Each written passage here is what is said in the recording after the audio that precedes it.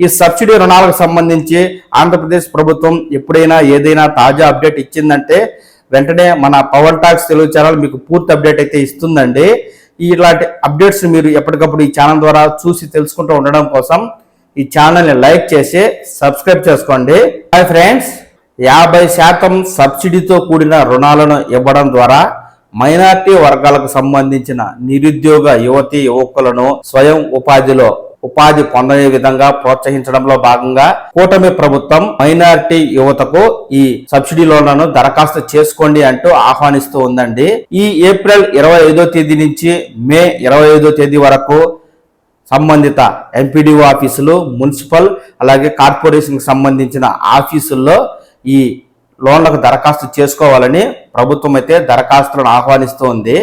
మైనారిటీలు అంటే ఎవరంటే ముస్లింలు, క్రైస్తవులు, బౌద్ధులు, జైనులు అలాగే మైనారిటీ కేటగిరీలుగా గుర్తించబడిన వారందరూ ఈ లోన్లకు దరఖాస్తు చేసుకోవచ్చు. ఈ విధంగా మైనారిటీ రుణాలకు దరఖాస్తు చేసుకున్న వారికి ప్రభుత్వం యూనిట్లు అంటే ఎంఎస్ఎంఈలతో పాటుగా fashion designing, event management, carpentry అలాగే పంబ్లింగ్, ఎలక్ట్రీషియన్, వెల్డింగ్ షాపులు, మెకానిక్ షాపులు వంటివి నిర్వహించుకునేందుకు ఈ నిధులను లబ్ధిదారులు ఉపయోగించుకునేందుకు రాష్ట్ర ప్రభుత్వం 50% సబ్సిడీతో రుణాలనైతే ఇస్తుంది. ఈ రుణాలు అనేవి 4 కేటగిరీలుగా ఉంటాయి. మొదటిది ₹1,00,000 వరకు రుణం. అంటే ఎవరైనా వ్యాపారం ప్రారంభించేందుకు దరఖాస్తు చేసుకుని మాకు ₹1,00,000 రుణం కావాలి అంటే ప్రభుత్వం ₹1,00,000 మంజూరు చేస్తుంది. లబ్ధిదారుడు ₹50,000 తిరిగి చెల్లిస్తే ₹50,000 ప్రభుత్వం సబ్సిడీ కింద ఈ లోన్ అనేది మాఫీ చేస్తుంది. ఇది మొదటి కేటగిరీ. ఇక రెండవ కేటగిరీకి వచ్చి ₹3,00,000 వరకు రుణాలు ఇస్తుంది. ఇక మూడవ కేటగిరీ వచ్చి ₹5,00,000 వరకు రుణాలు ఇస్తుంది. ఇక నాలుగవ కేటగిరీ వచ్చి ₹8,00,000 వరకు రుణం అయితే ఇస్తుంది. ఈ విధంగా 4 కేటగిరీల్లో 1,00,000, 3,00,000, 5,00,000, 8,00,000 వరకు ఇస్తూ ఉండగా ఇందులో 50% అయితే సబ్సిడీ ఉంటుంది.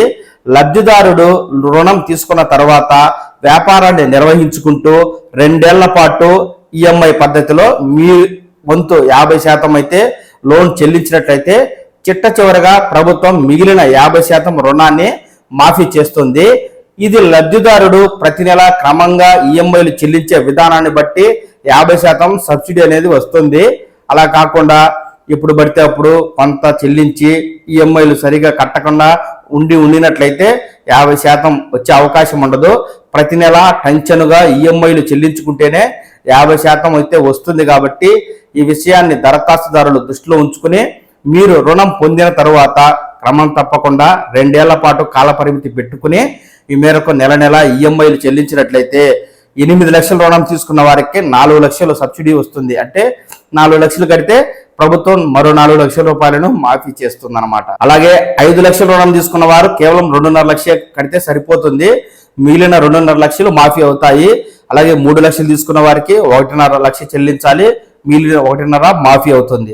ఇలా 1,00,000 నుంచి 8,00,000 వరకు మైనారిటీ వర్గాలైన వారు వివిధ రకాల వ్యాపారాలు ప్రస్తుతం చేస్తూ ఉండి వాటిని మరింత విస్తృతంగా డెవలప్మెంట్ చేసుకోవాలి అనుకున్నా లేదు కొత్తగా వ్యాపారం ప్రారంభించాలి అనుకున్నా ఈ రోజు నుంచి మే 25వ తేదీ వరకు సంబంధిత ఎంపీడీఓ ఆఫీసులు, మున్సిపల్ కార్యాలయాల్లో దరఖాస్తు చేసుకునేందుకు అవకాశం అయితే ఉంది.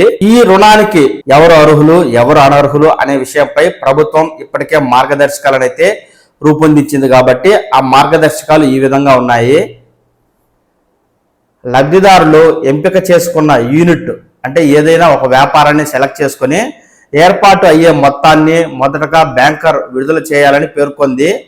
ప్రభుత్వం విడుదల చేస్తే రాయితీని టర్మ్ డిపాజిట్ రిసిప్ట్ పేరుతో బ్యాంకర్ వద్ద ప్రత్యేక ఖాతాలో ఉంచుతారు.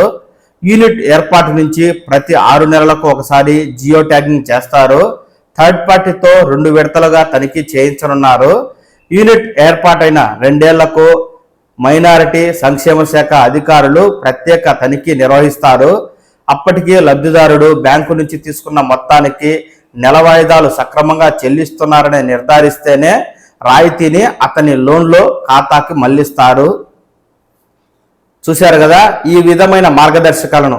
అంటే ఏదో సబ్సిడీ కింద లోన్లు పొందడమే కాదు, వ్యాపారం చేసుకుంటూ ఉండి ప్రతి నెల క్రమం తప్పకుండా మీ వంతు 50% రుణాన్ని ఈఎంఐ పద్ధతిలో చెల్లిస్తూ ఉండాలి. ఇలా క్రమం తప్పకుండా చెల్లిస్తూ ఉన్న వారికి తప్పనిసరిగా ప్రభుత్వం అయితే తమ వంతు 50% సబ్సిడీ రుణాన్ని మాఫీ చేస్తుంది. ఈ విధంగా 1,00,000 తీసుకున్న వారికి 50,000 కట్టిస్తే సరిపోయేటట్టుగాను, 8 లక్షలు తీసుకున్న వారు 4 లక్షలు కడితే సరిపోయేటట్టుగాను ఈ విధంగా సబ్సిడీ రుణాల ద్వారా వ్యాపారాలను ప్రారంభించి స్వయం ఉపాధిని పొందడం ద్వారా మైనారిటీ వర్గాలకు సంబంధించిన నిరుద్యోగ యువకులను ఉపాధి మార్గం వైపు మళ్లించి ఉన్నత స్థితికి తీసుకెళ్లే విధంగా కూటమి ప్రభుత్వం నిర్ణయం తీసుకుని ఈ మైనారిటీ రుణాలకు దరఖాస్తులనైతే ఆహ్వానిస్తూ ఉంది. కాబట్టి మీకు సంబంధించిన వ్యాపారాలకు సంబంధించి ఏదైనా పత్రాలు, మీ ఆధార్ కార్డ్, అలాగే మీ రేషన్ కార్డ్, మీకు సంబంధించిన బ్యాంక్ పాస్బుక్, మీ పాస్పోర్ట్ సైజ్ ఫోటోలు తదితర పత్రాలతో మీరు ఎంపీడీఓ ఆఫీస్ కానీ మున్సిపల్ ఆఫీస్కి కానీ వెళ్ళి నేటి నుంచి మే 25వ తేదీ వరకు ఈ మైనారిటీ రుణాలకు దరఖాస్తు చేసుకుని ఆపై అధికారులు పరిశీలించి మీకు అర్హత ఉన్నట్లయితే మీ వ్యాపారాలకు తగిన విధంగా అంటే 1,00,000 నుంచి 8 లక్షల రూపాయల వరకు 4 కేటగిరీల్లో మీకు ఏ కేటగిరీ సరిపోతుందో ఆ కేటగిరీకి సంబంధించి రుణాన్ని అయితే మంజూరు చేస్తాయి. ఆపై 2 ఏళ్ల కాల పరిమితిలో మీరు మిగిలిన 50% ఈఎంఐ పద్ధతిలో చెల్లిస్తే 2 ఏళ్ల తర్వాత అధికారులు మిమ్మల్ని తనిఖీ చేసి మీ వ్యాపార నిర్వహణ, మీ యొక్క ఈఎంఐల చెల్లింపును చూసి అంత సక్రమంగా ఉంది అనుకుంటే ఈ మేరకు 50% రుణాన్ని మాఫీ చేస్తాయి. ఈ విధంగా సబ్సిడీ లోన్లను దరఖాస్తు చేసుకుని పొందండి. ఈ సబ్సిడీ రుణాలకు సంబంధించి ఆంధ్రప్రదేశ్ ప్రభుత్వం ఎప్పుడైనా ఏదైనా తాజా అప్డేట్ ఇచ్చిందంటే వెంటనే మన పవన్ టాక్స్ తెలుగు ఛానల్ మీకు పూర్తి అప్డేట్ అయితే ఇస్తుందండి. ఇలాంటి అప్డేట్స్ మీరు ఎప్పటికప్పుడు ఈ ఛానల్ ద్వారా చూసి తెలుసుకుంటూ ఉండడం కోసం ఈ ఛానల్ని లైక్ చేసి సబ్స్క్రైబ్ చేసుకోండి. నమస్కారం.